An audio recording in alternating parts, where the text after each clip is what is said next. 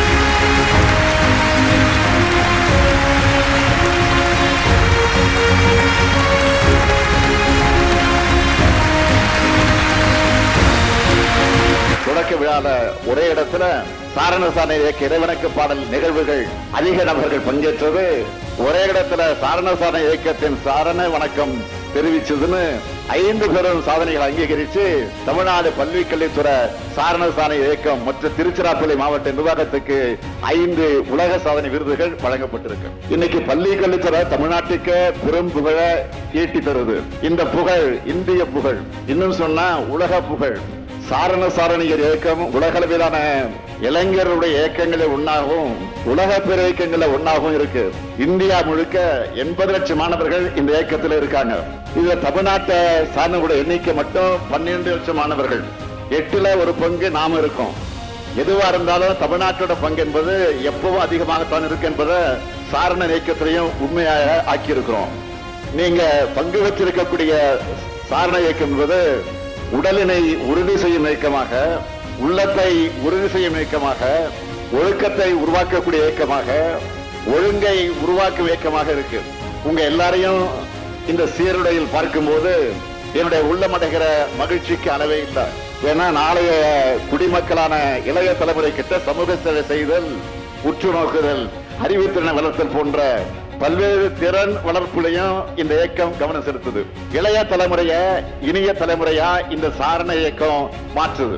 இந்த நிகழ்ச்சியில கலந்துகிட்டாலும் அங்க உள்ளவங்க எதிர்பார்ப்பை நிறைவேற்றுற மாதிரி அறிவிப்பை நான் வெளியிடுறது வழக்கம். அந்த வகையில இந்தியா மற்றும் பல்வேறு நாடுகளில் இருந்து பல்லாயிரம் மாணவர்கள் கூடியிருக்கக்கூடிய இடத்துல ஒரு அறிவிப்பை வெளியிட விரும்புகிறேன்.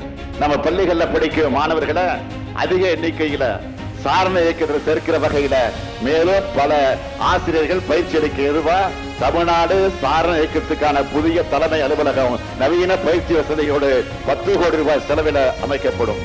உடல் உறுதி, உள்ள உறுதி, ஒழுக்கம், வாய்மை இவற்றோடு அனைவரும் சமம் என்ற பண்பாட்டையும் கற்று அதை கடைபிடிப்பவர்களாக நீங்க எல்லோரும் செயல்படணும். இந்திய நாடு பெற்றிருக்கக்கூடிய விடுதலை என்பது ஒற்றுமையால பெற்றது. கன்னியாகுமரியிலிருந்து காஷ்மீர் வரை நம்ம எல்லோரும் சமம் என்ற உணர்வோடு ஒற்றுமையா போராடின காரணத்தினால்தான் இந்திய நாடு விடுதலை பெற்றது. அந்த ஒற்றுமை உணர்வை நாம் எப்பவும் விட்டுவிடக் கூடாது. இங்க பல்வேறு நாடுகளை சேர்ந்தவங்க வந்திருக்கிறீங்க. மானுட தத்துவத்தால நாம் எல்லோரும் மனிதர்கள் என்ற பரந்த உள்ளமும் நமக்கு இருந்தாகணும். கூடாரங்கள் தனித்தனியாக இருக்கட்டும், ஆனால் உள்ளம் ஒன்றாக இருக்கட்டும் சொல்லுவாங்க. அப்படி எங்கிருந்தோ இங்க வந்து ஒன்னா தங்கன நீங்க எல்லோரும் இங்கிருந்து பிரிந்து சென்றாலும் உள்ளத்தால் ஒருவர் என்ற உணர்வோடு செல்லணும்னு கேட்டுக்கிறேன்.